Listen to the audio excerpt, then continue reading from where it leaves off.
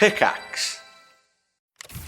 Reggie, I just sold my car online. Let's go, Grandpa. Wait, you did? Yep, on Carvana. Just put in the license plate, answered a few questions, got an offer in minutes. Easier than setting up that new digital picture frame. You don't say. Yeah, they're even picking it up tomorrow. Talk about fast. Wow, way to go. So, about that picture frame. Forget about it. Until Carvana makes one, I'm not interested. Car selling made easy. On Carvana. pickup fees may apply.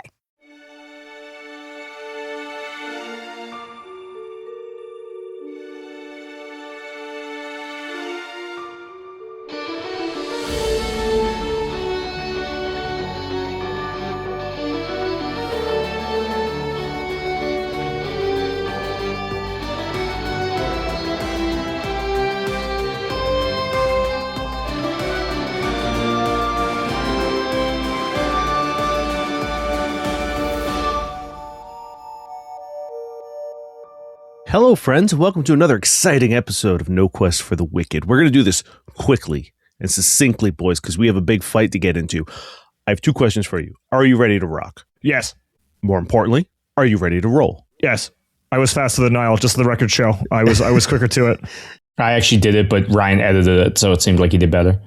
If people know me, they know I ain't be editing anything. I can barely use computers in a fictional game, let alone a real one. Let's do a quick recap, and then we'll get right into it. Last episode, we're going to do this recap real quick and real fast so that we can get right into the action. Last episode, you found out that Julian and his henchmen had kidnapped the bat creature and threw him in an extra-dimensional space in which no one can reach him. You also got the plans and the schematics for the noise cave, realizing that it itself was also a pocket dimension, built into sort of the foundation of the settlement, and then a pocket dimension built into a small location, revealing a giant nightclub. You also coordinated with your allies to secure the settlement as best you can. You worked with Drago to clear the suburbs out of all the speakers that you guys could find. You also asked the Jackal to do the same in the bazaar.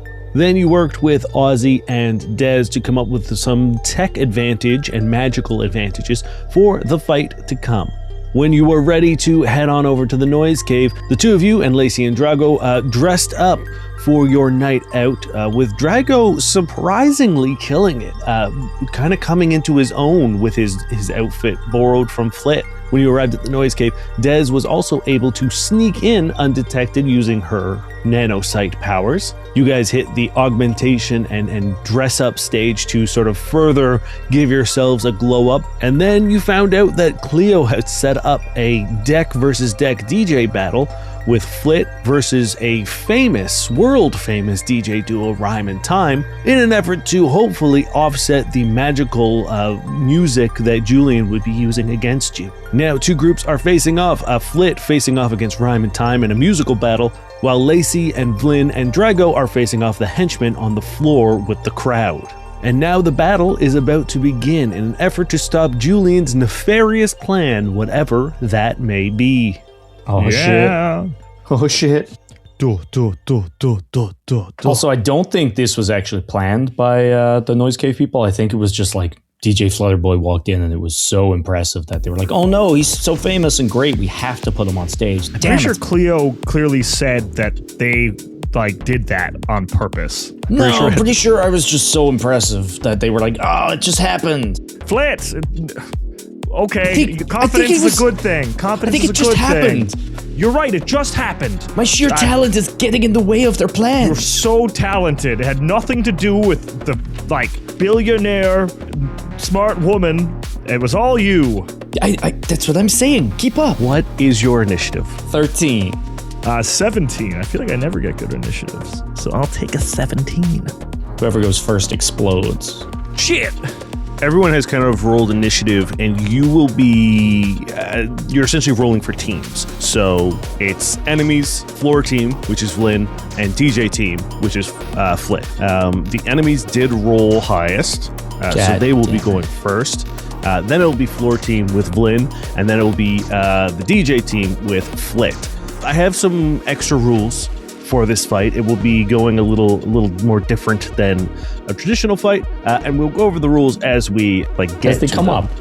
Yeah, so first and foremost, the 3 sort of bodyguards, henchmen, goons, Bosch, Strega, and Paul walk out through the crowd. You are standing opposite sides. Vlyn, you have Flitwick on the DJ booth behind you and above you. You are looking towards world-famous DJs, Rhyme and Time, above the goons standing in front of you. And all around you are these club goers, all dressed up in their fancy going out clothes, and they're all just kind of like vibing and dancing. But every now and then you see sort of like a flicker of purple magic kind of like wash through their eyes, and the music itself in the building, and then you hear as the spots hit both sides, both the floor and the DJ booth. And you hear Julian from his like floating platform above go, "All right, here we go. It's deck versus deck. Rhyme and Time versus DJ Flutterboy. And I think we're going to see an absolute massacre." And he floats down to the very top tier of the VIP booth and steps down off his platform, and a like hard light chair, or throne rather, appears behind him, and he flops down in it, draping a leg over the arm of one of the chairs and leaning. And then he holds out a hand, and a little drone flies in, gives him a little goblet, and he sips. And then a giant holographic verses appears above you. Then you hear music beginning to play, slow and soft at first. Paul takes a step forward and says, "Oh, if it isn't the old man, a fitting rematch for the two of us." I am not that old. A young person wouldn't have to say that, Vlyn. Flit, you're really like some propaganda about my age and things I like. "You are dusty old bug man, and I will crush you under my boot." Okay. And he just takes a step forward to meet you sort of like face to face in the center of the noise cave. And he is just going to try to fucking hit you. He's just going to throw a big old fist right down like the line, right at like the bridge of your nose. That don't think is going to do it. That's a 17. That meets, dude. That's it. We don't have good armor. We are easily hit, I think. We did level up. Nope, nothing changed on my end. So yeah, 17. Cool. That is 8 points of bludgeoning damage as he just fucking throws this huge fist. It's slow, it's telegraphed, but somehow still makes contact with you. Your eyes sort of blur with that feeling you get when you get punched in the nose. And Bosch is going to, he takes a step forward, and he puts a hand on the ground, and you see, like, very similar to the vines you saw in the Calamity Cave, trickle sort of like creep out of underneath his fingernails and onto the floor. And you see they begin to like sort of spread out, making a ring around you. It's not like a wall. It is literally just a ring on the floor. And he is going to cast a spell. What a scumbag. Real dirtbag. Am I supposed to be doing something? No, so I'm just reading this. It seems that I don't have to roll, and you don't get a save. This just happens. Oh, all right. Cool. Is it a spell? I just wanted to make sure. It is a spell. Give me that spell resistance, baby. Spell resistance is a thing. It's a 17 on the die. Yeah, that should do it. It's not high. So you see from this like weird vine ring that he's wrapped around you, these small little thorns raise up from them, and you just hear as these little piercing thorns get shot at you. It's going to hit you and Lacey. You take 4 points of piercing damage and 1 bleed damage. No, sorry, 2 bleed damage, because he's casting this as a full round. You see Strega take a step forward, and he goes, and he crumples down into his hyena form, and then runs into the audience. And now it's your turn, Vlyn. So, you are part of the floor team. What this means is every round, you can make a check of some sort to try to win over the crowd and earn some VIP points. Since you and Lacey are sort of frontliners, you guys don't necessarily have to. It doesn't really make any sense for you to. Your VIP points is going to come from essentially winning the fight, like doing good combat stuff. However, because you have Drago in his club best, Our secret weapon. yeah, you can either instruct Drago to do something, or for this combat, you are controlling Drago, essentially. So before your guys' turn, Drago does something in an effort to try to win some VIP points. Cool. Yep. Yeah, I think I'm just like, Drago, you're having the best day of your life. Don't drop that vibe. What would you like him to do? What would you like him to roll? I feel like his actual checks are all terrible. Drago, what are you best at? With talent, skills? He has a 0 in everything. Okay. Dance, man. He's so Dance. medium. Dance. Today you've been possessed by the god of dance. Is it that John Hamm meme where he's just like vibing? I know. That's exactly Look at it. us What's being in- modern and hip. Yeah. You roll me a d20. It's just a flat check. Nat 20. That's a 7. He gets a little too into it and starts trying and immediately like starts turning people off. Originally, him just standing there seemed to have been doing more. Like when he first came in, you heard like bling, bling, bling, bling. Like his presence in this outfit was enough to win him points. But now that it seems like he's trying, people Yeah, are like when you're trying to be cool and you look like a fucking loser. everyone just is like, ugh, and you just hear that those like little blings like stop completely.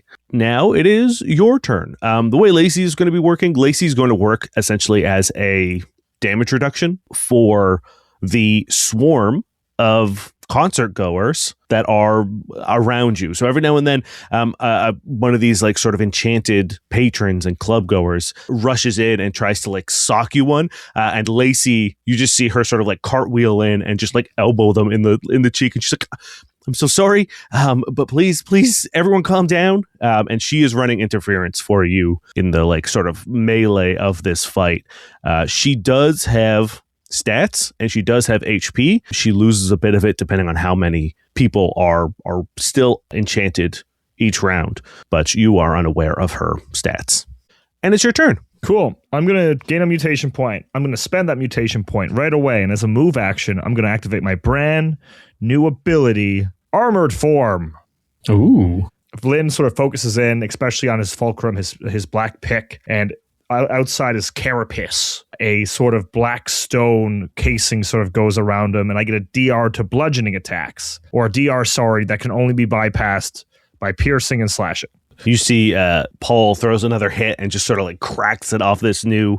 Yeah, it sort of blocks. But the armor goes through my tux a little bit, so I think like Vlyn is like really cool, and he's like, oh no, they're gonna kill me. You went from looking really good to being all like bulky and blocky in your suit. Yeah. Well, I don't know if looking really good is what Vlyn was. I decked him out, man. I looked great. Flit, do you have a tailor? I might need a tailor after this. Of course I have a tailor, Is although Portnoy he good is at- back home. You guys are just Portnoy- looking at each other and you're just mouthing because it's a loud club. And we have our earplugs in. They give us -2 Yes. to perception. We're like, yeah. Cool. I'm gonna punch this guy as my fists turn into lightning. Cool. That's a faded roll. God, too early. Cool. Does a 21 hit? A 21 definitely hits.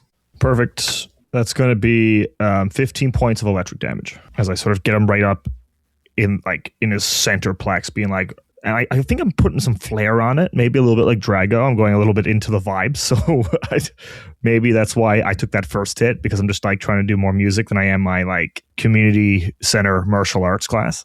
All right. Yeah. You hit Paul with a big old like hook. You see a glob of blood get split out onto the floor. It's like this dark black thick ichor. And let's do your faded number. Roll me a D8, please. Now, is this all happening in complete silence because we've yet to kick off the DJ No, battle? it's like the music is like it's like it's just sort of like the backing track. Like you guys are finding your. Did you get an 8 there, buddy? No, please. Yeah, I got an 8. Yeah. Flynn upgrades. Will we call it an upgrade? We're going through too quickly. Roll me a D20, please. A 9. So far on the 8s, we've gotten, or the 7 to 8 chart, we have a 4 and a 9. And then I'm already on 10. That's scary. Okay. You're 2 away from a D20. Does it go up to D? It doesn't go up to D100, right? No, it goes up to D20. The D100. I do not have 100 terrible things. Yeah, I don't have 100 charts, unfortunately. Just you die 99 times, and the 100 is just you win the game. Yep. Well, technically, D100 would just be one more chart of 100 options. Anyway, that's it for my turn. Play me that funky music, DJ. It is DJ time. Flit. The way this works is you guys essentially going to go at the same time. It doesn't really matter. So at the start of your turn, you perform a DJ check to win over the crowd. Part of this DJ check, you can ask Cleo, or Cleo will decide. So much like the way that the floor team is controlling Drago, the DJ team is controlling Cleo. She will attempt to use her ability to weave magic into the music that you're playing. You have a couple options that I sent to you. During your DJ check, she will attempt to do one of these things if you would like her to, and they will add bonus. A lot of them are variable based on the result of your DJ check. So like low end of things, it might not work. And then it goes from a +1, a +2, or a +3.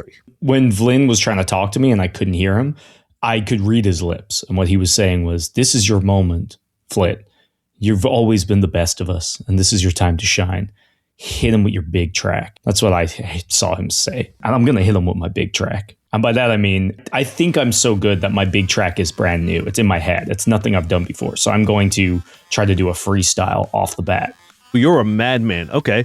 So freestyle is a random table of magical effects, which is essentially a wild magic table that I have. I did specifically state in the notes that you don't get to know what it is because I know you would ask. So fantastic. So you want a DJ check first, then a DJ check for that, right?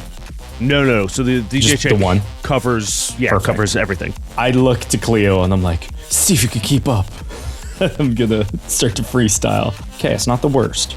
That's a 27. Oh no, sorry, 25. Yeah, damn. Okay, that's very good. Roll me a D20, please, and we will see what you get on the wild magic table. That's a 2. Okay, everyone, or now you have to roll me. God, how many people are in this fight? There's 6 on the ground, 3 on your side, so it's 9, and then 2 over there, so 11. So roll me a D12, re-roll on a 1. That's a 3. Okay. What have you done? I'm just like, you done? And I'm porting in lightning sounds every time you're trying to punch as well. Cleo sort of like nervously, you've never seen her sort of like have this hesitation. She's always been very boisterous and very sort of, this is what I'm doing. She sort of nervously picks up the mic, and you can see her sort of like freeze for a second in these like blinding lights. And she just raises the mic up to her mouth, and then she begins just kind of vocalizing. You hear like this cracking sound that rips through the air, and there is a flash of sort of like rainbow light that strikes Drago, and you hear him say, "Oh man, what's happening?" And he gets hit with a large person, and he's now double the size. It had to be Drago? It couldn't have been me? Our most important person, Vlyn. And you know what? Roll me a D4. This is for how many size categories he goes up. It's a 1. Okay, you hear just a very modest bling bling as people are kind of into Big Drago. Big D. I think that's what the people are calling him now. Now it's your turn in combat, Flit. So as you're playing this music, you have to generate an avatar, which will be the sort of form in which this DJ battle takes place. As I believe Ryan brought up in our last 10-minute rest, yes, this is the deck or the Ant versus Ant battle from Scott Pilgrim. You are going to be fighting giant hard lights, magical constructs of energy through this fight. The combat will work exactly the same. Your spells, your attacks, whatever, will come from this avatar against the other avatar, and whoever gets killed first loses. Perfect. You see this like figure unfold in kind of almost like in darkness and shadow, and then as it like reaches its full height behind me, you see it kind of light up from the bottom in all these like really garish like neon colors, and it's very clearly Vlyn's body. It's like Vlyn with like It's just you. No, it's you. Oh, it's Vlyn. I think it's Vlyn. It's me. No, it's Vlyn's abs, but a little bit more defined. Vlyn's pecs, a little bit more bulky. Vlyn's bulging biceps, just a little more. And then it's Flit's head. And he spreads his wings, and it's just these two bright gold wings, completely made out of credit symbols, as he's just like resplendent. And he's just gonna like pull out this DJ deck, and like he's now vibing. And as he's vibing, he shoots into Rhyme and Time.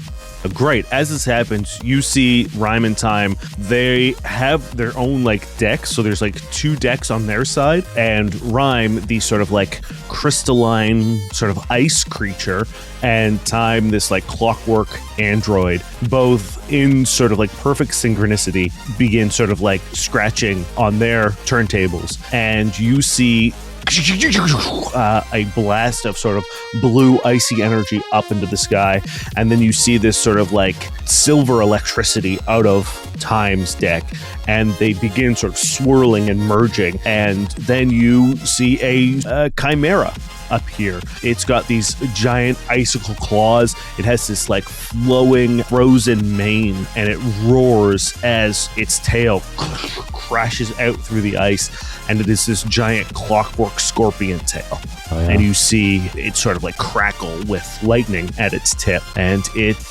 roars at you. Yeah, I'm gonna boost and then attack. I'm assuming a 14 ain't gonna hit this guy, but he is flat-footed. It's EAC. 14 is not enough. Damn it.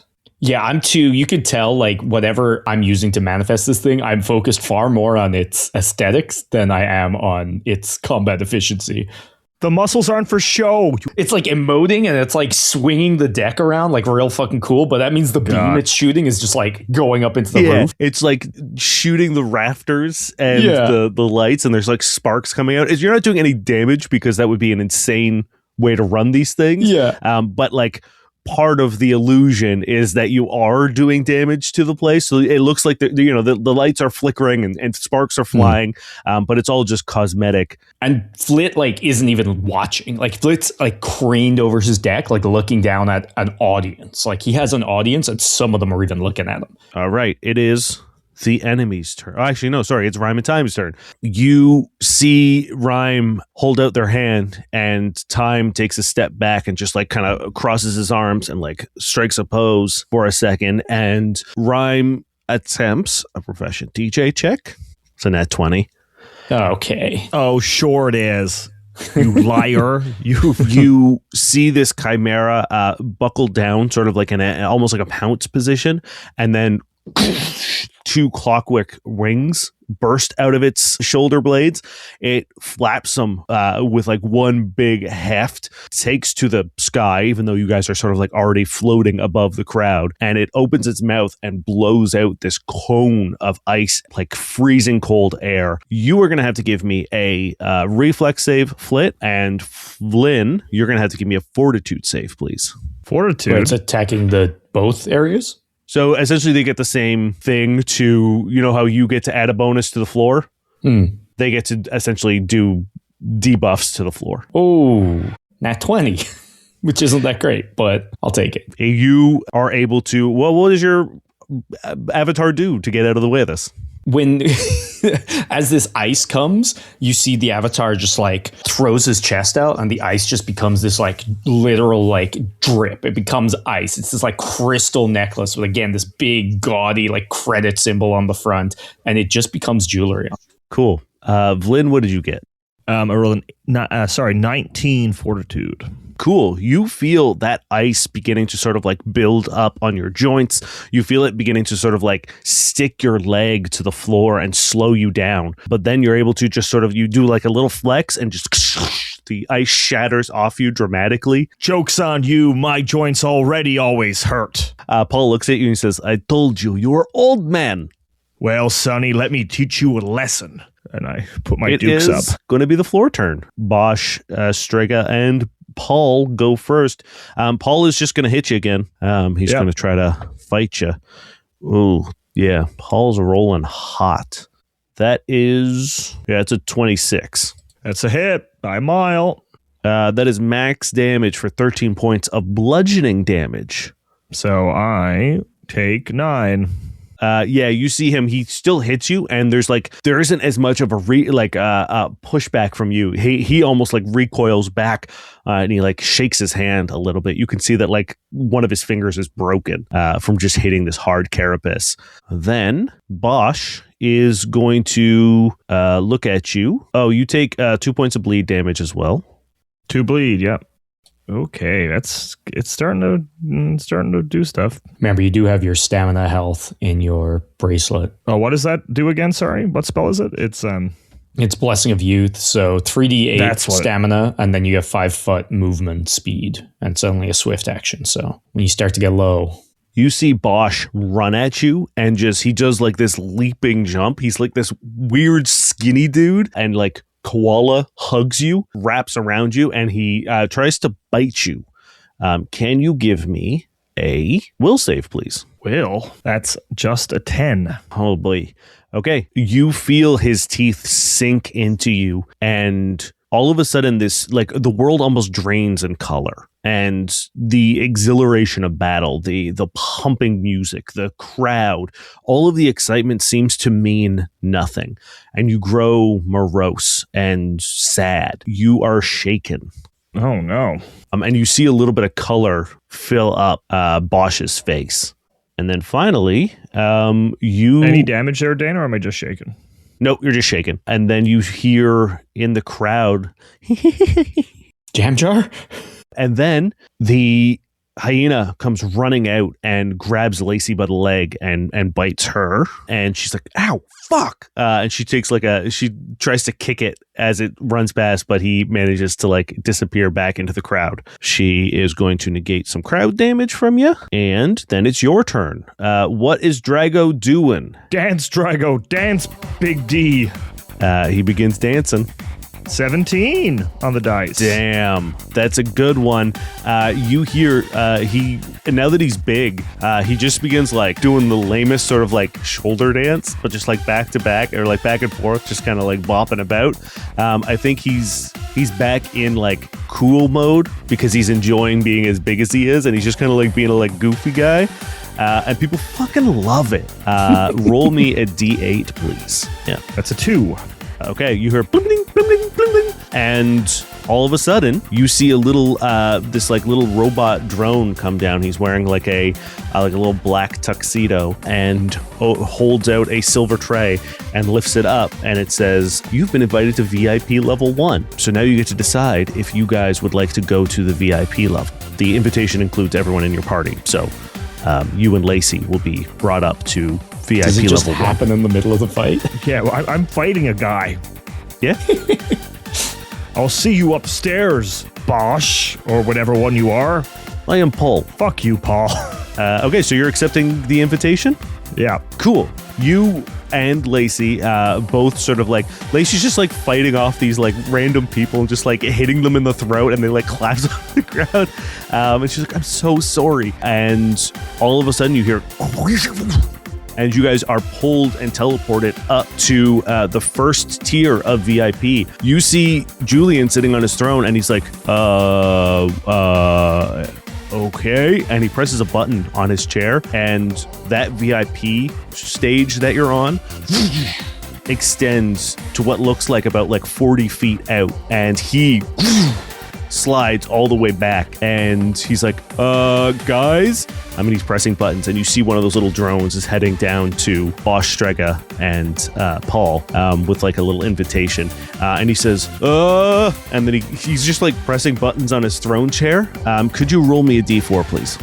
Yes, you're making sure that I have every dice on me today, Dane. Yeah. I think I've rolled every one at this point, which I think rarely happens. He asked if you were ready to roll. I'm so ready. That's a 4. Cool.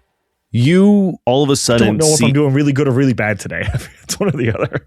Everything goes dark around you. The noise and the music seem to disappear, and then you all of a sudden you see these like hard light bricks falling down in place, almost like a Tetris game, building a wall around you. The pure white light floor of the VIP stage begin like flipping over one by one into like stone bricks. And all of a sudden you were standing in the throne room of a castle. And on either side, where the DJ stands are these like minstrels. You see Flit is wearing this like they're no longer in like club clothes. They're now wearing like sort of like medieval like bard clothes.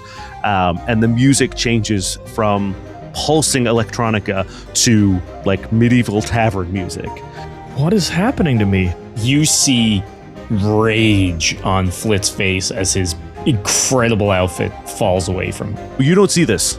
Oh, okay. Oh, this is just in my head. You are in a hard light construct as he is using his hard light VIP zone.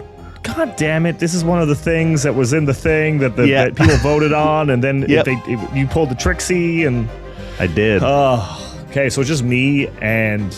It's currently just you, Lacey, and Drago in here. And Julian, you can see Julian, he's like up at the top as like this like super jacked king.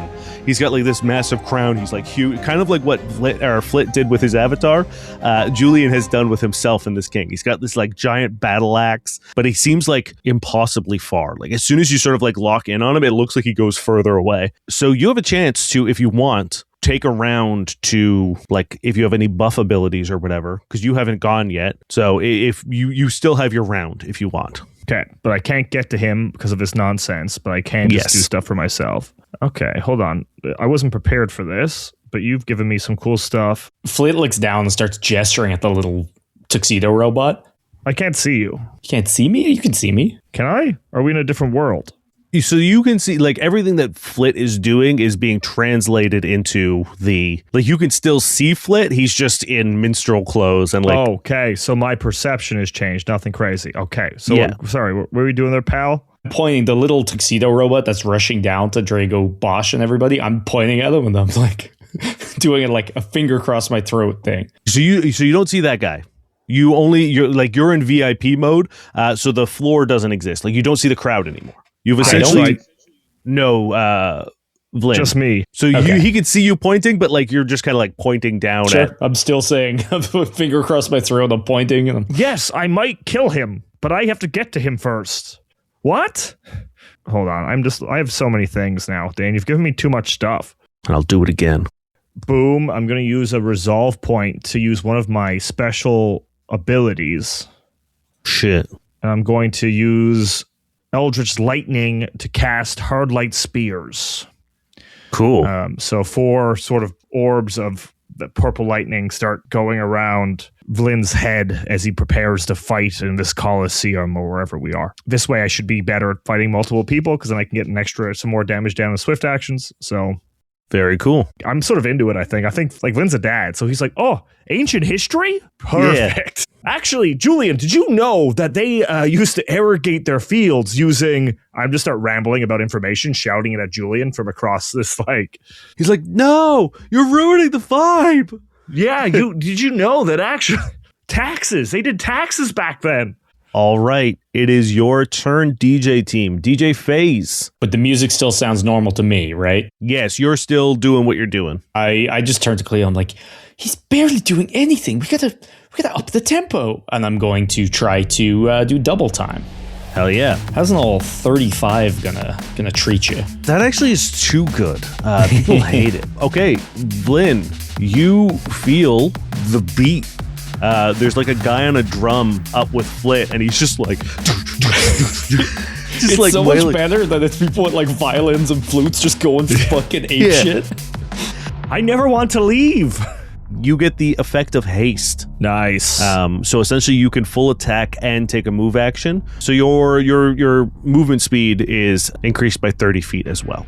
Well, I'm coming at this boy. All right. Great. You have done your DJ turn. Now it's time for fighting turn. Flit, you see that like some of this crowd that was like just kind of like zombie-esque has started to like turn and look at you, which is crazy because there is literally like a world famous DJ duo across from you. You seem to be winning over this crowd pretty substantially. There's a good chunk of them starting to like really pick up what you're putting down. It is your combat turn. Yeah, my avatar like turns towards this scorpion, which is still flying around, and like just turns into like a pure like meteor of credit symbols, and just like smashes right through it. I'm gonna need a reflex save, please. Okay. Ooh, that's not the best. I don't know. What are your reflexes? Don't think it's very good. Oh, it's not bad. That's a 17. I rolled 3 ones with my 5d6s. It actually does a little bit more damage because it's fire. And he is a big ice creature.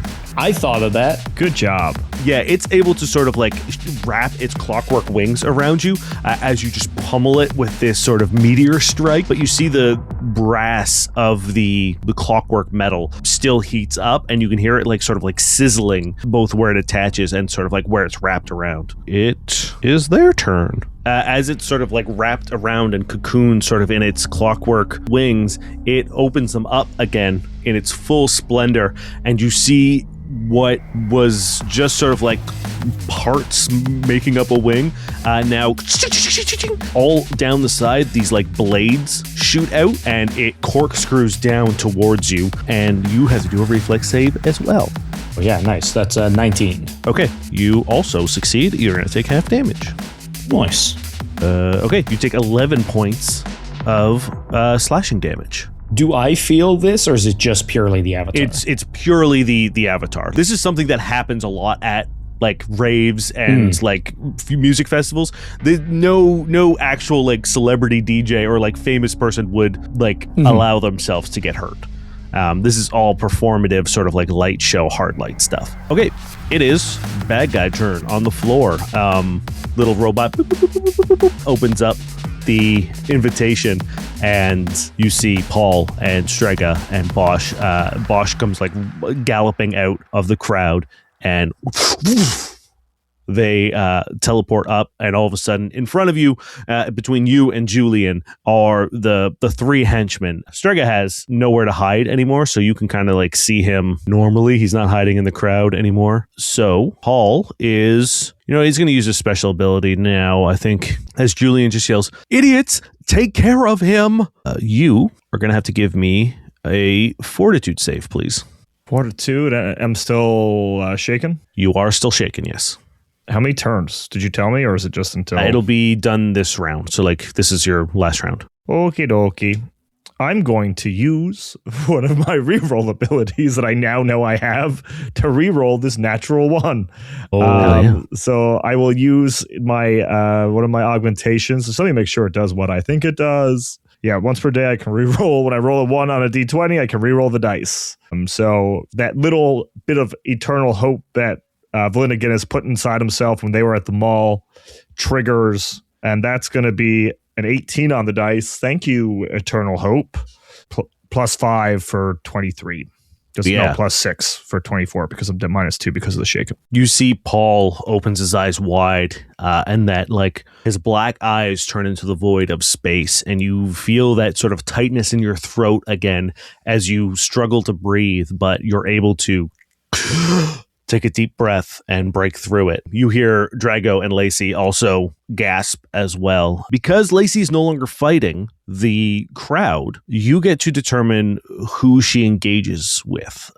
So there is Strega, who is the like hyena, or Bosch, who seems to be like the mage. Take down Bosch. Yeah, you see Bosch is looking like he's ready to sort of like jump on you again, and Lacey just does this like running flying kick and just like gets him in the ribs, and he goes like flying into one of these like long festival tables that are in here, and he like crashes into it, like rolls over the like goblets going everywhere, silverware going everywhere, and they just begin like duking it out over in the corner. So that means Strega is coming for you.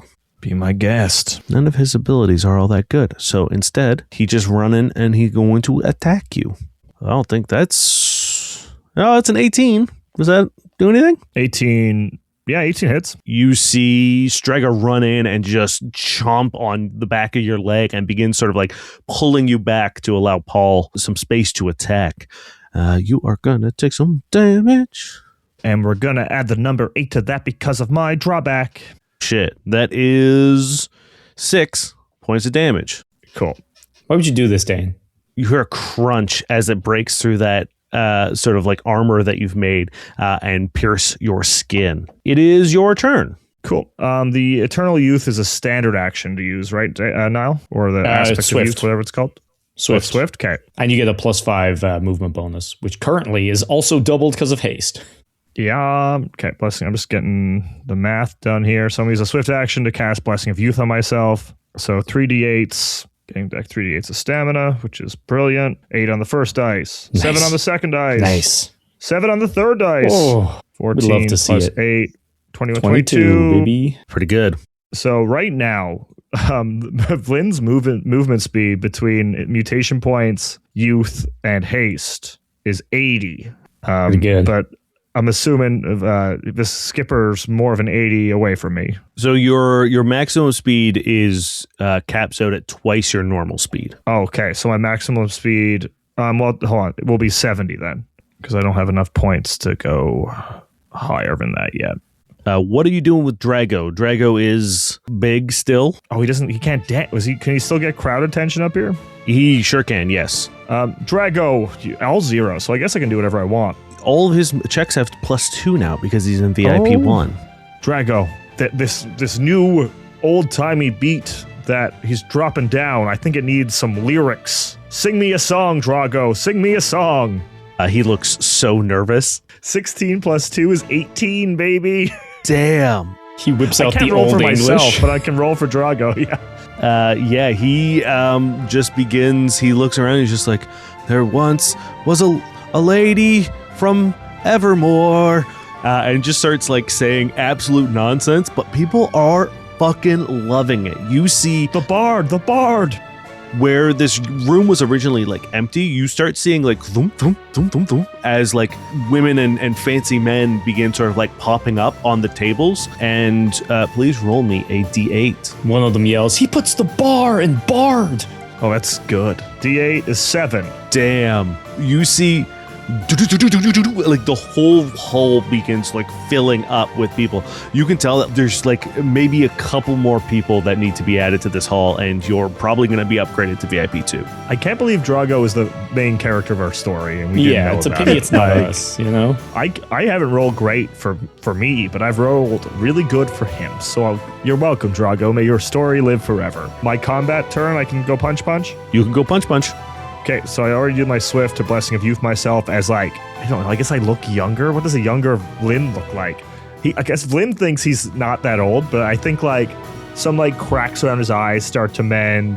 He's got like his joints stop hurting. Yeah, I was gonna say you could just move. You move without hurting. That weird pain you've had in your back for the last 7 years is just kind of gone.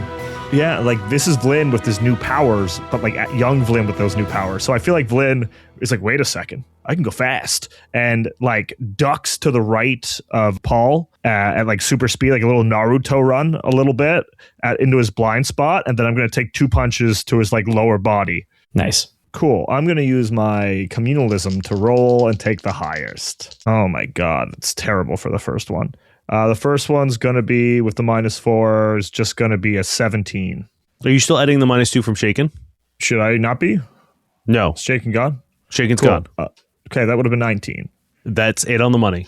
Nice. Oh, thank goodness. And the next one is going to hit 2 because it's an 18 on the dice as we get in there. So first hit is going to be, that's a 1 on the dice, plus 11, so that's 12 electrical damage from the first hit, and then 20 electrical damage from the second hit, as I sort of, I'm just in there. I've got these balls of light circling around me. I'm younger. The boxing classes are sort of paying off a little bit more, and just like bam, bam, 2 quick purple flashes into this guy's side as I just appeared next to him at super speed. You're starting to do some damage to Paul. You feel like one of those has broken a rib.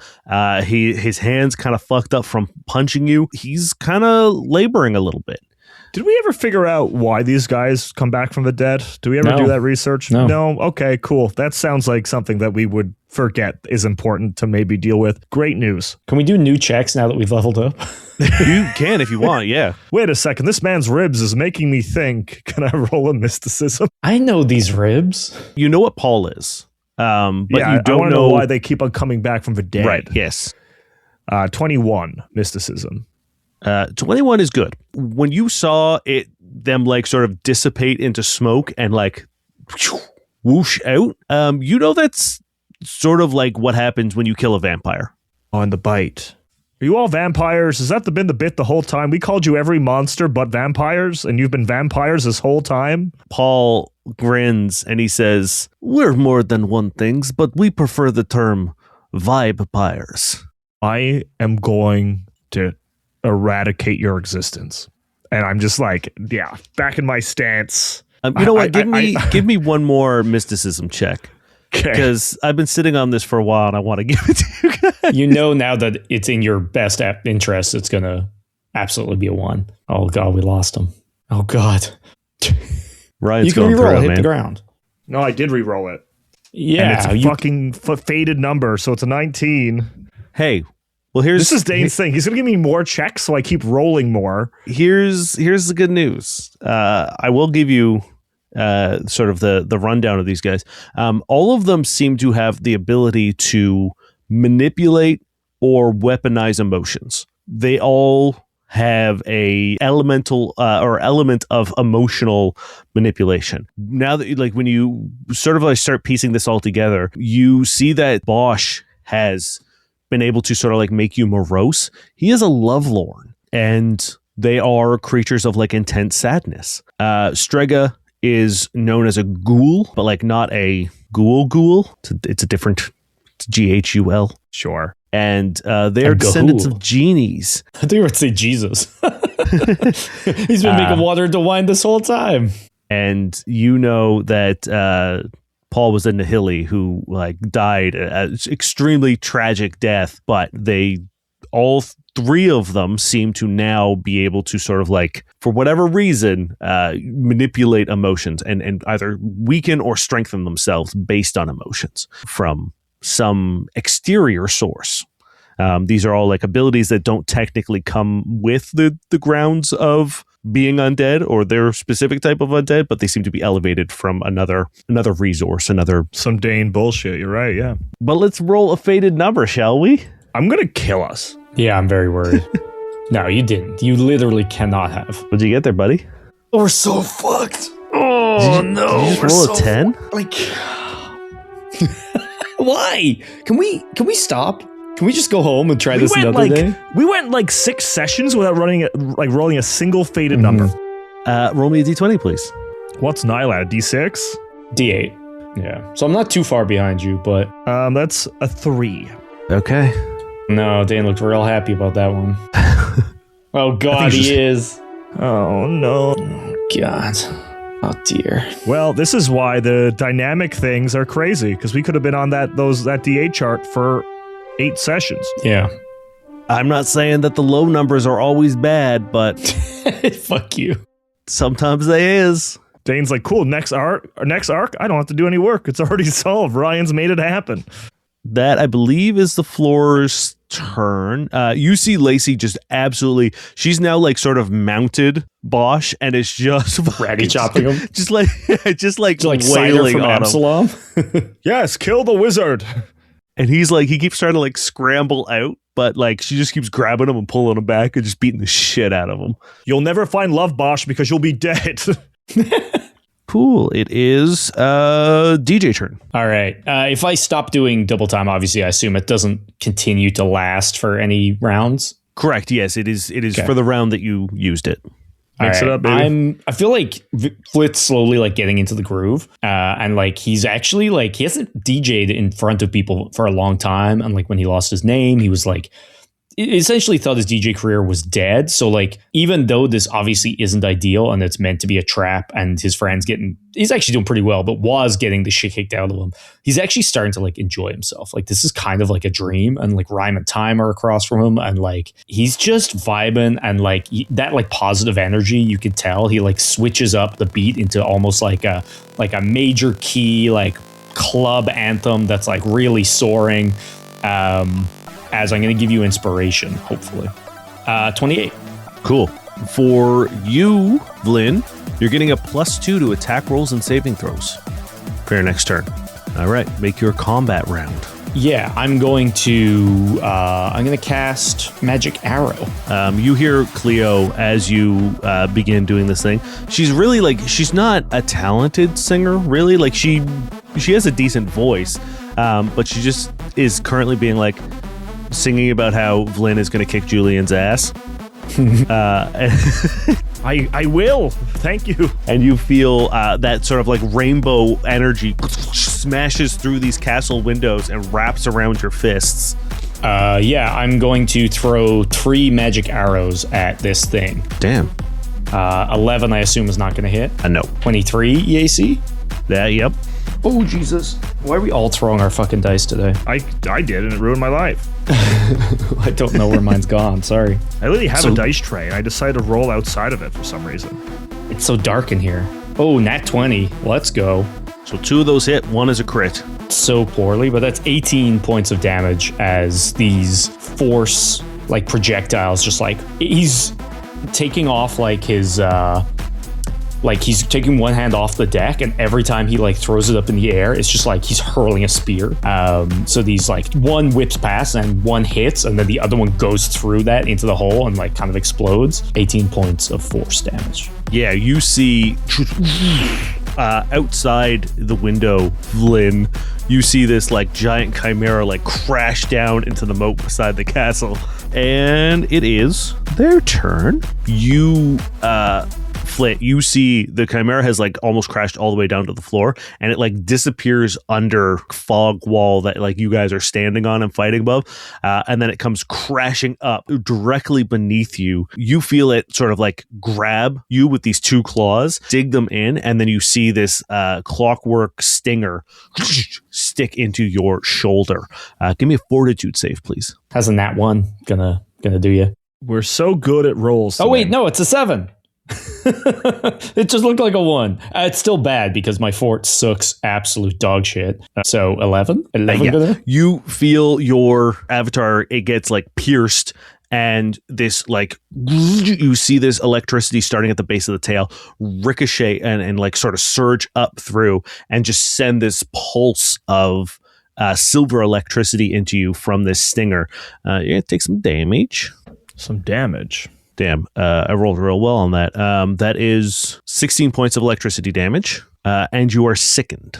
You see kind of like all this like bullshit that was covering it, like the muscles, the gems, the fucking, like they all just kind of like get thrown off it, and it's just like this shapeless kind of like gray humanoid shape as I'm trying to like regain like concentration on that. And it's like hunched over and like bent.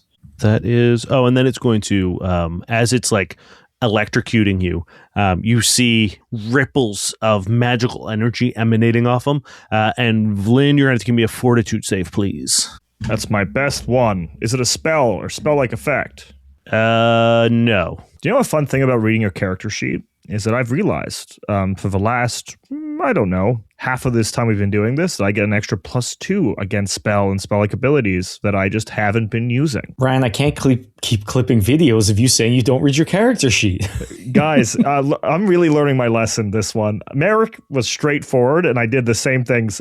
Lindigan's got more going on, but less going on. That's how I feel about it. Cool. That's going to be a 14, so probably not great. It is not great. Did you put your +2 from inspiration on? I did not. 16.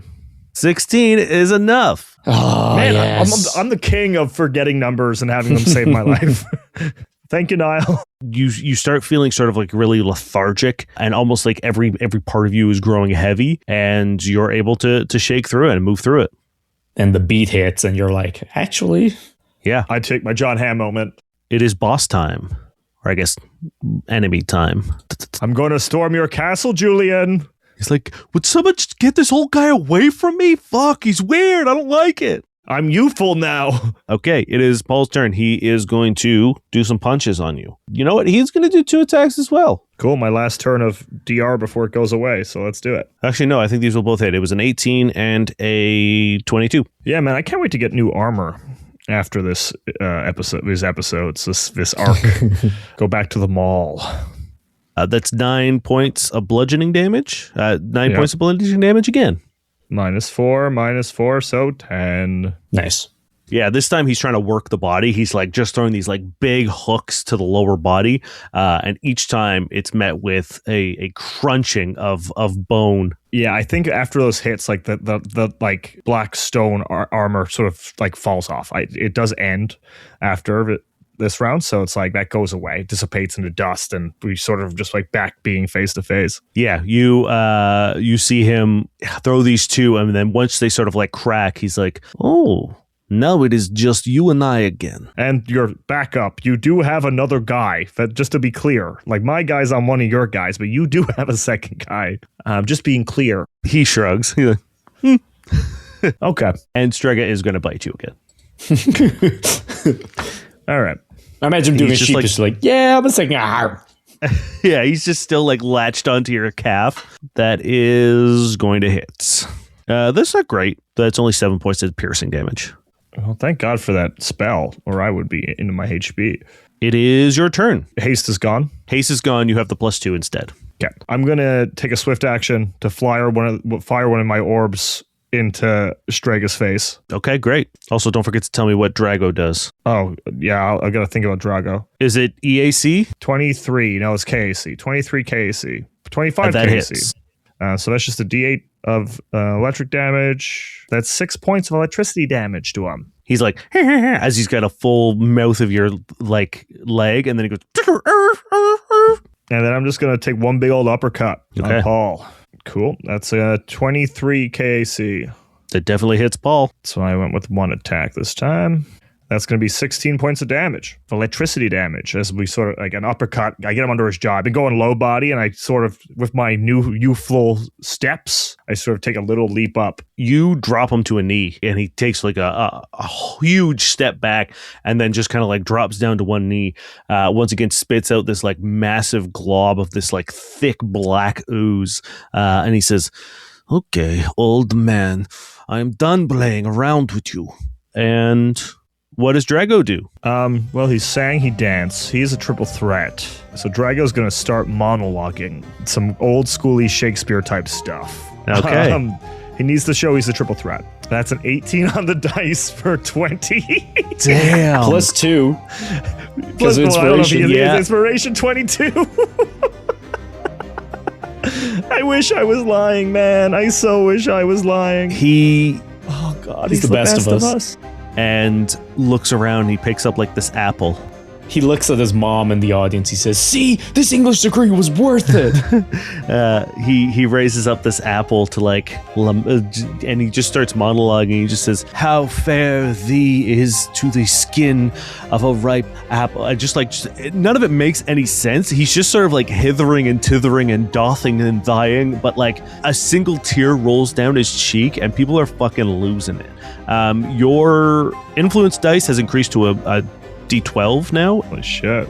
That's a 6. Great. You see the hall erupt into applause as one of those little waiters comes down. This time it's dressed like an old-timey like servant, like a peasant, and it once again opens up this like silver tray, and there's a sign that's like an invitation to VIP 2. We'll see you on the other side, Paul, if you can make it.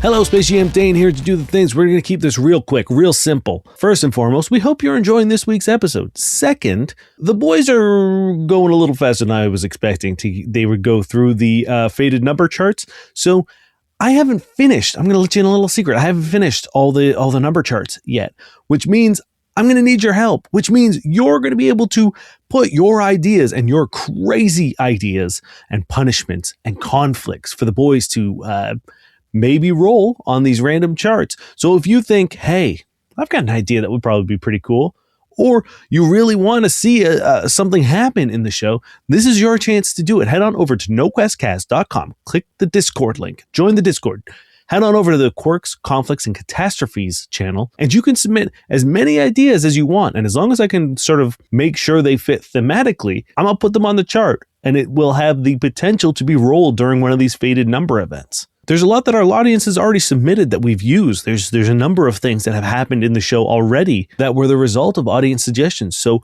this is what Frontiers is all about. It's all about getting your hands on the show. And speaking about getting your hands on the show, the Patreon council vote, the last one that just wrapped up, I think last week, really is going to shape the future of this campaign. The whole next arc is going to be based off of the decisions that the Patreon has made, and it will also sort of like really direct the trajectory of the rest of this campaign. If you want to be able to have that kind of control, head on over to noquestcast.com, click the Patreon link, or patreon.com/noquestcast, and join the Patreon.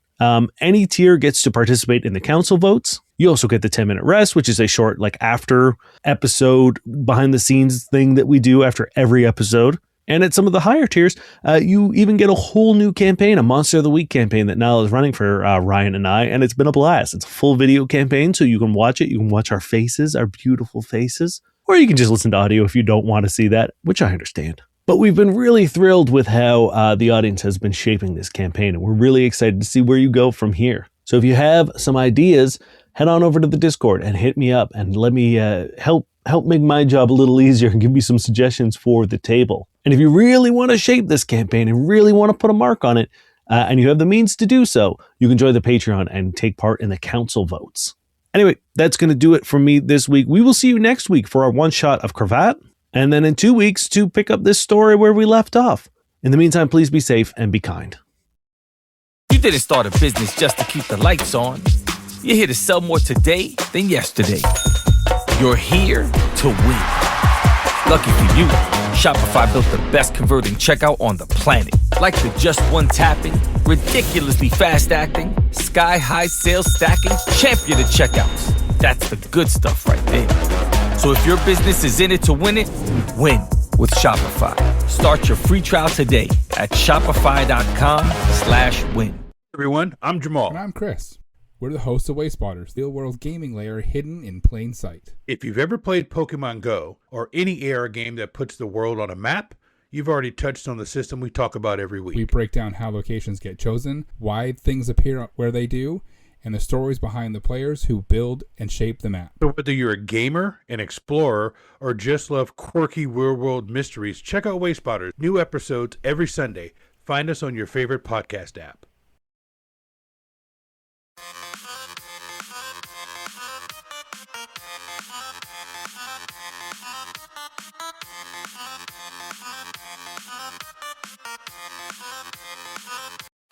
You guys disappear. Roll me a d4, please. As you guys are standing on the next stage, the whole castle has now disappeared. The stage is like normal size. There's like one more step and Julian is sitting right there. Unfortunately, it's like as you get close to him, as you take like a step forward, you see that there is like a barrier between you guys, but he's like so scared and he's like, oh, and he's like curled up against the chair away from you, even though he knows you can't get to him, and he's just slamming buttons on his throne. This is definitely, like, we've done similar fights like this in the past against, like, chaired bad guys. And Julian is easily the worst one at this. He's not good at being a villain. I don't think he knows what he's doing. Cool, I rolled a 3. Okay, great. You, all of a sudden... I don't know what this is for, by the way, the D4s. I assume it's the area, what it becomes. Yeah, what hard light arena you get sent to. You feel all of a sudden, like, humid. This like perfectly climate controlled room, all of a sudden like you feel the moisture in the air like grow thick and heavy and humid, and then you hear like and like a bunch of like weird insect noises and like various animal calls as you look down at the ground and it gets covered in overgrowth. The hard light flooring becomes this like thick packed earth, big lush green fronds begin popping up and ferns all around you.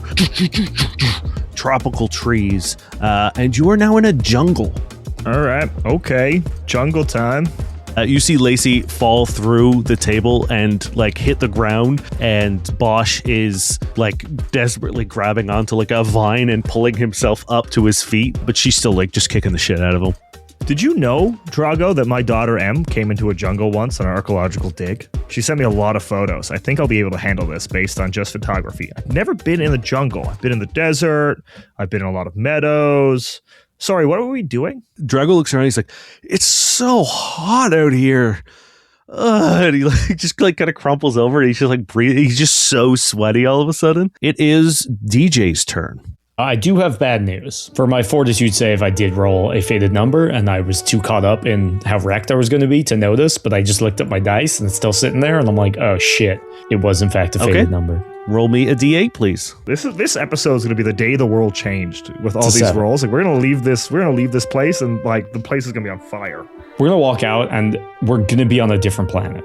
Yeah. Roll me a d20, please. 19. We're going to finally get our Shirilis arc. 19? Yeah, I would really like to save that big roll for something that wasn't going to fuck us over. Can I trade it out? I am so fucking excited. No, we actually verbalized it. Damn. I have been waiting for this one. Oh, no. Oh no! We won't get to it for a while, but I'm so Maybe concerned. we will. I don't know. Is he about to be like... Flit, give me a perception check. God. No. Oh god. I rolled another fucking faded number for my perception check. Roll me another d8, please. No! Stop it, Hey, dude. baby, this is a boss Oh fight. no! It's a 1. It's a 1. Okay, roll me a d20. Oh, thank God. The That's one a table. 6. Okay, you've already done that one. Oh, thank the gods. Thank goodness. What was your perception check? 15 total. Unless I also get inspiration. No, you don't. You're so locked in, but just out of the corner of your eye, you see a flash of pink across the battlefield on Ryman Time's platform. Just a weird knee high, just kind of whoop, pink something. Do I recognize it? Does it mean anything to me? It means that you have no idea what it was. You have no idea, but that you just get a glimpse. Did of it have 6 arms? Is it a Skittermander? Oh. No, you're not sure what it is. Okay. So I don't want to roll any more dice. Yeah, you see Flit is kind of starting to sweat a little bit. He saw Vlyn take a couple hits. He sees this flash. His avatar has kind of been blown free of its accoutrements. And you see you almost hear the beat skip, and he's kind of trying to get back into it. But it's all happening so fast, and yeah, I guess I'm going to roll and we'll see. I'm going to try to... This time I'm going to boost up the damage as I'm going to try to empower. So I'm slowing it down. It's big, boom, boom, sonic, thrums, almost the Inception, it's getting real heavy and deep and, I feel for me, it's the Jumanji, the Jumanji track. Just That's a 21. Where's this coming from? It's my lowest one so far. 21? Yeah. Okay. It does work.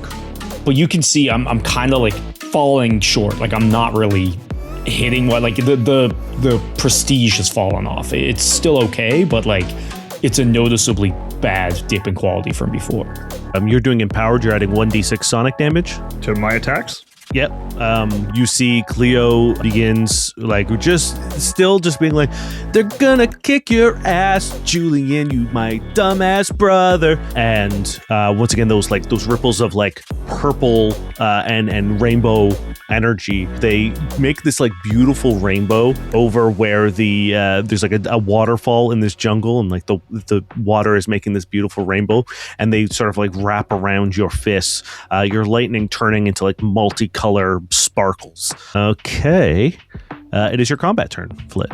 Yeah, I'm still. You still see things start to climb up this gray humanoid figure, and then just sputter off or glitch and fall off, and desperately it just kind of lunges, stumbles forward and grabs onto the scorpion. And I would need a fort save, please. Okay, that's a natural 20. God damn it. Okay. Oh, fuck you. Well, you're going to take half damage and not take your strength and dex damage as I do my death's doors. So you take 4 points of damage, and that's it. Okay. It's me. Cool. It is boss turn. Vlyn, you see sort of as the hard light construct is finishing this rendering, Julian is sitting on this sort of Mayan-esque stone dais platform thing. He's got this elaborate brass throne behind him, once again still sort of in this regal position. This time he's wearing this turquoise and bird feather sort of necklace. He's got this big brass crown thing that looks like kind of like Mayan Aztec-esque, got like a grass skirt on, very cultural appropriation-y, and he is like, oh God, and he reaches into what would be his pocket, but he kind of like just reaches in and pulls out, and he has this like little device in his hand, and he's like his hand trembling over a button. Don't do it, Julian. It's not going to be worth it. He looks and he says, hey, will you leave? Will you leave? Everyone, you've been revealed. Everyone knows, Julian. He looks around and he's speakers. like, oh fuck, and he just starts jamming the button. Oh God. You hear as a portal opens above you. What? Flit, you see this happening over the like stage as well, or like the VIP 2 stage, as a portal opens above it, and then you hear a screech and a drip of green goo hits the stage, sizzling on the dirt, and falling from it is a very large bat. It crumples down onto the ground, slams its hands in, gets up, screams one more time, extends its wings to its full length. But unlike when you saw it the first time, it has a collar around its neck. And Julian just starts yelling, get them, eat them all, I don't care. My guys, the other guys, just get them. And the bat is entering the combat. Okay, so he's going after the bad guys. Paul punches you. He like looks around and sees the bat. He's like, oh no. Do they have to take a round to come up to this floor, or did they already do that last turn? Shit, yeah, you're right. They're not up, but they do get their turn hits. after. I gotta fight a bat. They get their invitation. They do come up, but they still get their turn. So yeah, you see Paul teleport up, and as he comes in, he's just like coming from above in like a Superman punch, just down on you, just right off the bat. That is going to hit. That's 12 points of bludgeoning damage. Okay, that all goes through because my DR is gone. Strega is going to attack you as well.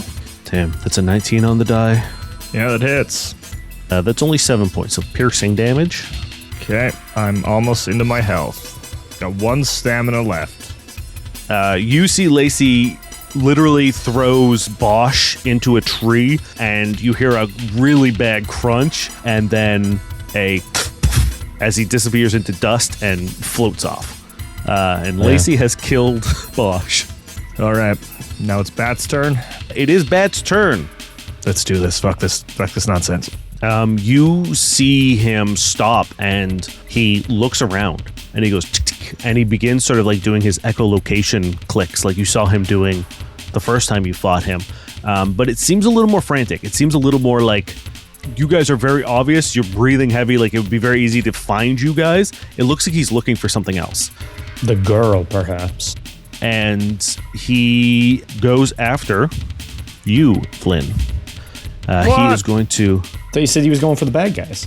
He's going for all guys. He's going for all guys. He rolls at the start of his turn to see who he attacks. Actually, it's going to get you and Paul. He spits out his glob, and the two of you are going to have to make reflex saves, please.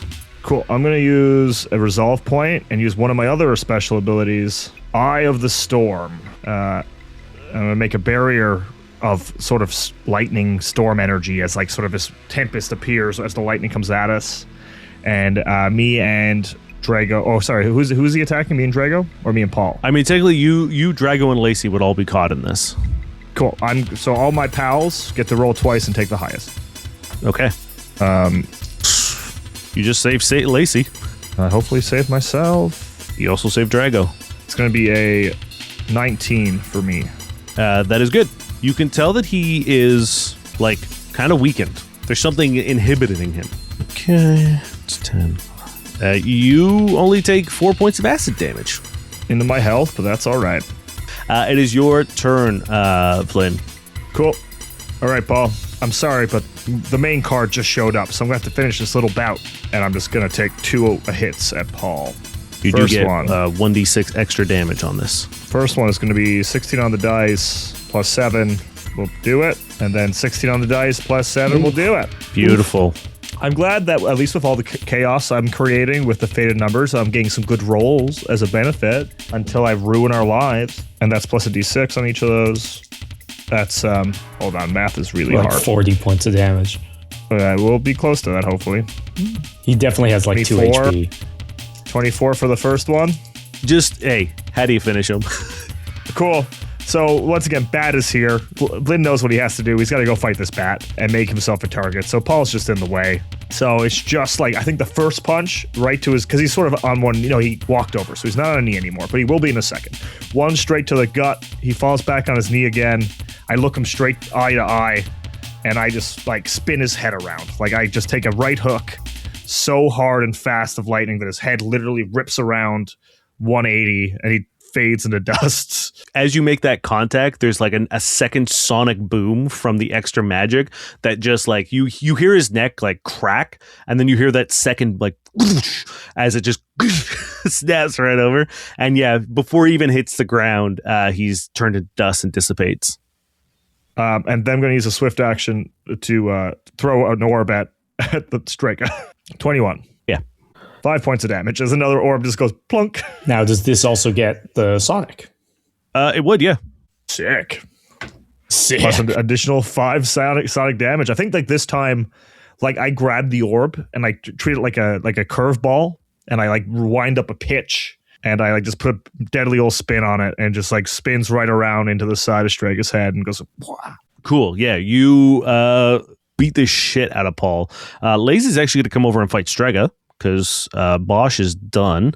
She's just bullying these nerds, these like undead nerds.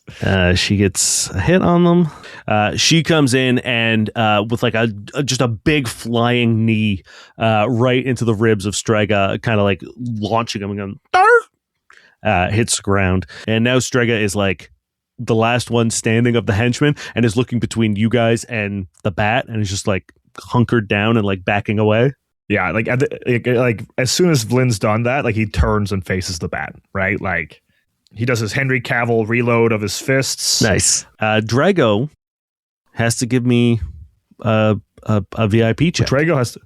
Oh man, is there one level still above? There's Julian's level. Yeah. I think Drago this time is going to roll an athletics check to Tarzan around the jungle a little bit. Do a backflip. Do a barrel roll. That's a 14 on the dice. Plus 2, 16. Not as good as he has been doing, but not bad. It's plus 4 because he's now on VIP level 2. 18. So it's an 18 all day. Not bad. Not bad at all. Not bad. So he just starts Tarzaning around a little bit, getting him away from the Bat. Roll me your influence dice went down last round. So roll me a D10. Okay. Dane, you could literally ask me to roll anything. I'm just going to do it, even though I don't understand what's happening. That's going to be a 2. Okay. Bunk, bunk. Along this, like, sort of like Mayan Aztec style, like temple, a few warriors appear, and they've got like big spears and like shields. And as they appear, they begin like banging them and turning towards Julian, looking like you guys are amassing a troop of, powerful warriors. It is DJ turn. Is the fast healing just HP or is it stamina? Yes. As well? Just HP? Oh, actually, hold on. Oh, the purple light, the pink light. As you're about to do something DJ, all of a sudden you hear the music cuts completely. The lights turn on full blast. Like 2 a.m., get out of my fucking bar. Liquor inspector. Everything comes to a screeching halt. The hard light disappears. You are now just standing on the VIP stage. Julian's right in front of you. You hear everything powering down. The Bat and everyone is now just standing on this VIP stage. And in the distance, Flit, you see a small, round, pink creature with just fistfuls of wires. And what have we done? It runs off into like one of the back rooms. As the vibe is just absolutely ruined, you see the avatars disappear across the room. You see Rhyme and Time kind of like looking around and just sort of like shrugging, and they just kind of like are talking to each other and trying to like figure out what's wrong. More importantly, you see the lights on the collar around the Bat also turn off. Oh no. Yes, no. I was just going to do a check on the collar at some point. Oh, yeah, you can give me an engineering. Okay. You need to be trained in that, though, right? Probably. I'll take a mysticism check as well. Sure. Ooh, we like that. We like that number. That is a 24 mysticism. It's not unlike what you have from Ozzy. An electronic device of some sort that has been infused with a magic spell, essentially. Does it look like it's an ongoing magic spell, or like he could, almost like a shock collar, he could trigger it if he wanted to? That's a engineering check. Honestly, I think Flit would just take a shot off at Julian because he's pretty pissed. Sure. But I think maybe there's a better way to do this. How far away is he from me? Probably like 60 feet. I feel like it all goes down, and like Flit's obviously like blinded by the light, and he looks around, but he finally sees Julian. He's just like, "You stole my name. You defamed me. My friend's getting punched. This bullshit. We've been working so hard." And as he's like getting more and more angry, you just see these 3 little red eyes from behind him as my dog steps out of the shadows behind him in his little cage. Yeah, he turns around and is like, what the fuck is that thing? So initiative of 6. Okay, so it'll go last. I guess technically next. Julian looks around and just says, look. Hey. Everyone, relax. Calm down. It's just a nightclub. Okay?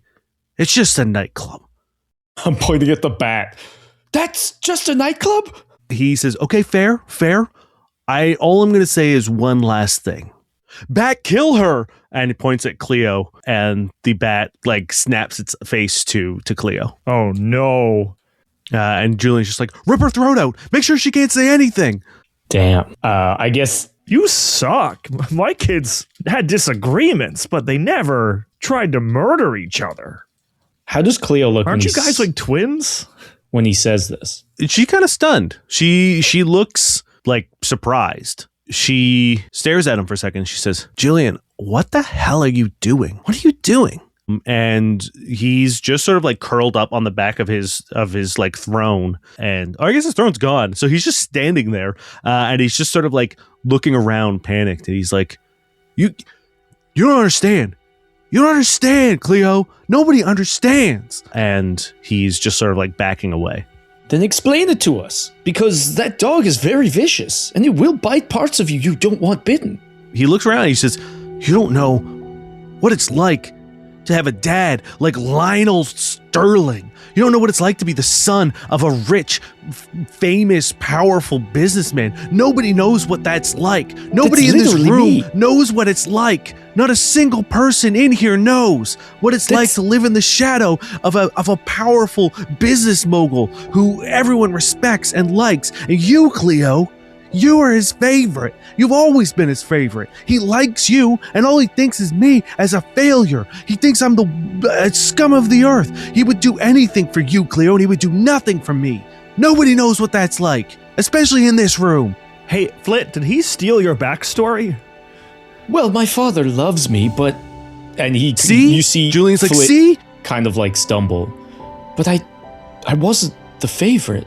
I was the extra that I wasn't even meant to be. It's the classic 3. It's one to succeed, one for the military, and one for the clergy, and then me. They didn't know what to do with me.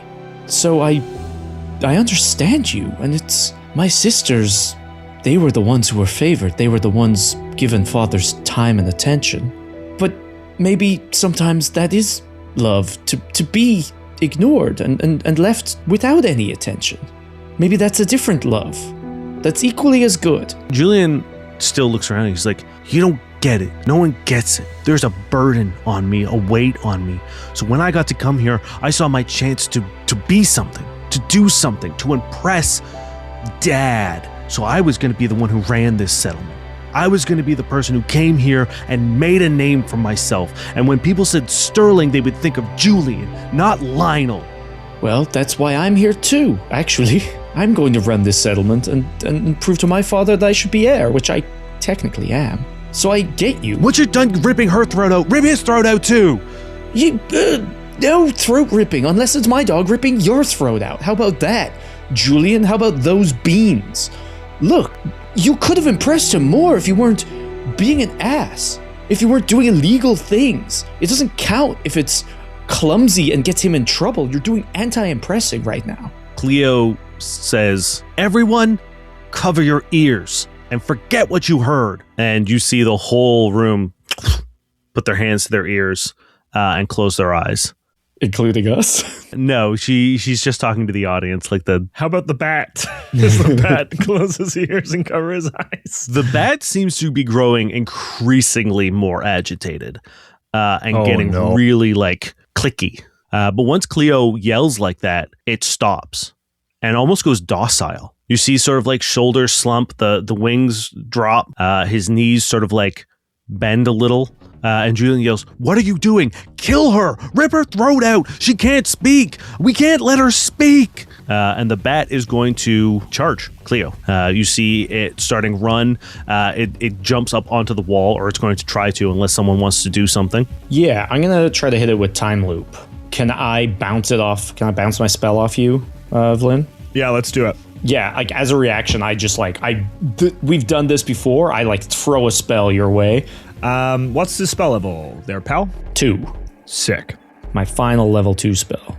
Oh, so I have to roll, and I have to beat your DC. Which is 16. Cool, that's a 16, 8 on the dice, plus my 8 fortitude. What would you like? Would you like the DCs to go up? Yes. The DC goes up by 2. Perfect. As sort of this energy goes into Vlyn and slow motion is just jumping towards Cleo. I sort of punch my fist out, and the spell goes towards the bat. Yeah, I'm going to I need a will save off you, but I'm also going to burn and use Glimpse Eternity to essentially hammer the spell home harder. So it's going to take a -4 to that.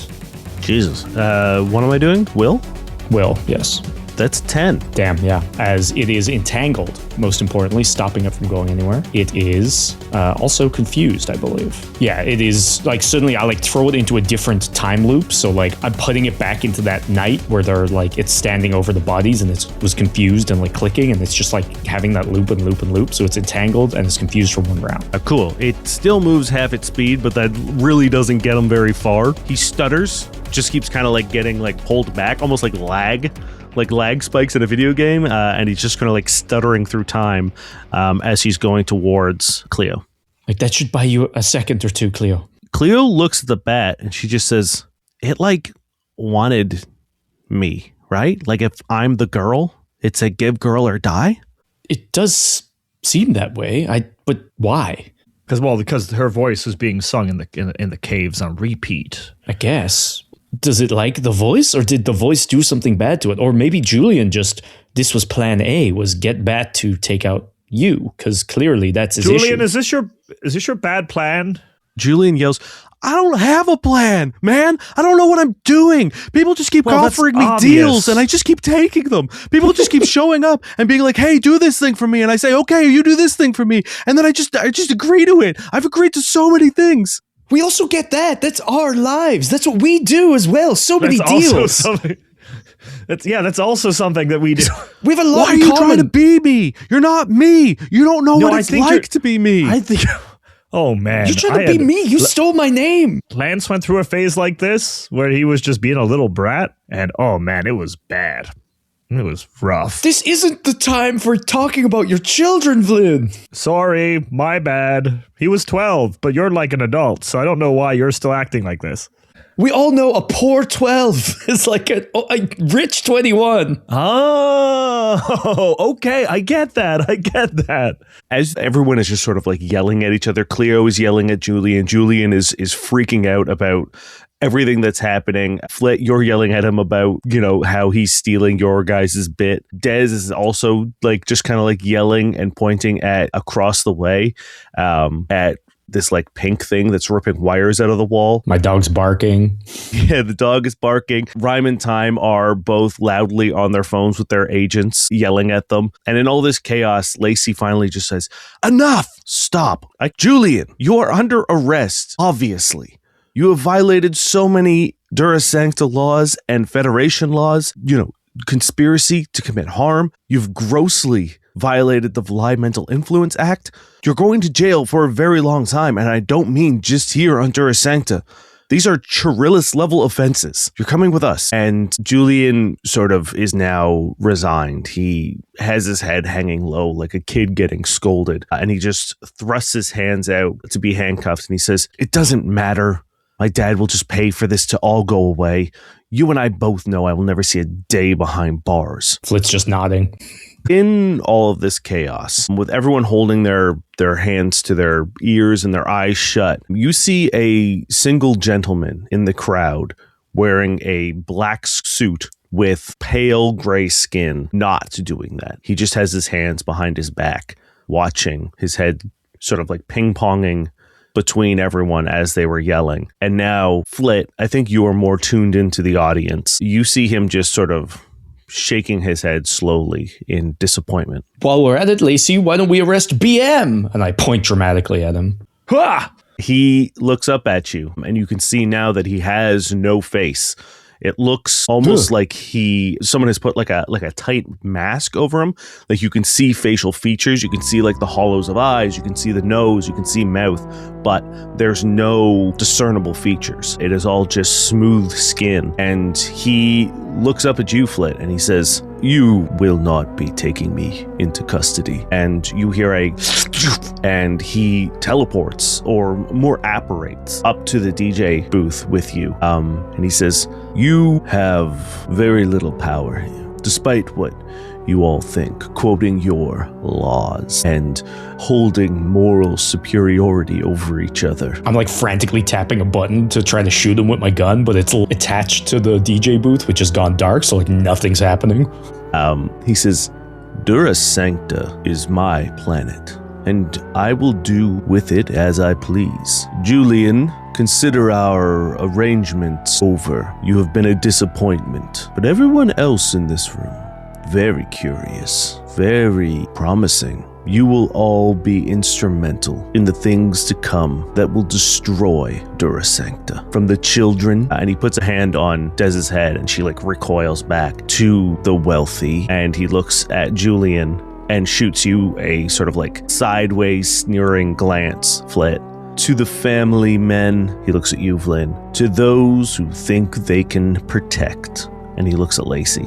And then he walks over to Drago and he says, "And to the people who just don't matter." That's rude as fuck. He's doing this like big lap around sort of the top of the nightclub and then looks up at the bat that is still sort of stuttering in time, and he says, "There are many things here on this planet that interest me, but not enough to save it. There are people, however, who have powers that I would like to add to my own suite of abilities." And once again, he apparates behind Cleo and grabs her by the hair, and with lightning fast reflexes, produces a knife into his hand and drives it down to her throat. Just as the time loop ends and the bat launches itself off the wall and tackles this man in the suit, they both go tumbling down to the floor. The bat tries to pin him to the ground, but once again apparates behind, uses this knife to drive it into the back of the bat. It screeches,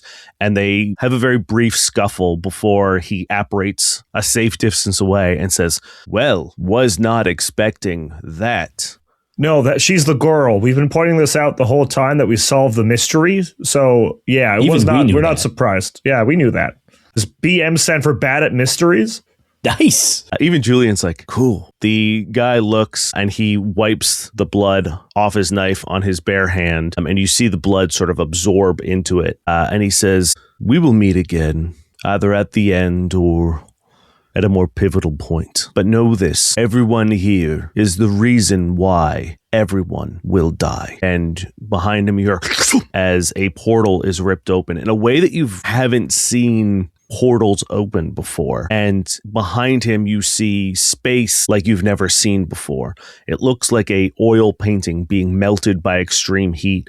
The stars and nebulas and galaxies all dripping down slowly. And he takes a one step backwards into this tear in the fabric of space and time, and it closes. Shit, did that stand for Big Michael? Was I right?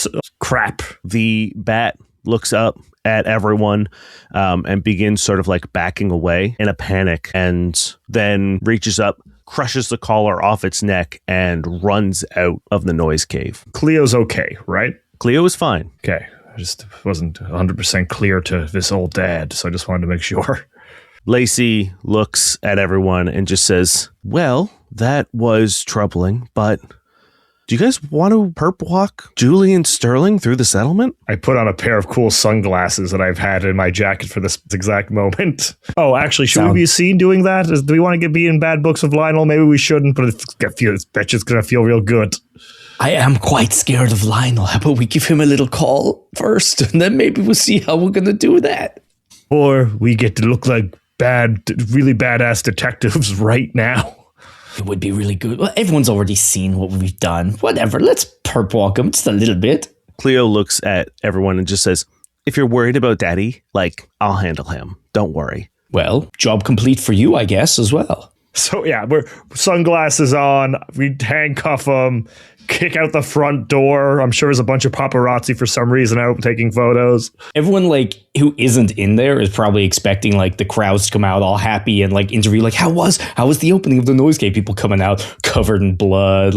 Yeah. As you exit, you see the crowd of people who are still trying to get in. The bouncer's shocked. Julian has his head hang low, and Lacey is walking him back towards the Straya Towers where he's going to be held. And as you do, walking down towards the docks, you see the water lapping at the shores. And then, Vlyn, you see Flit go rigid. He stops walking. Flit, you see the water as it's lapping at the shores. It stops to a mirror-like plane, completely still. And you look up and you see the moon spinning like a coin through the different phases. Half moon, quarter moon, crescent moon, full moon. And it begins spinning faster and faster and faster and faster and faster. And then you hear something rumble in the distance, and miles away, you see a colossal hand reach up over the horizon.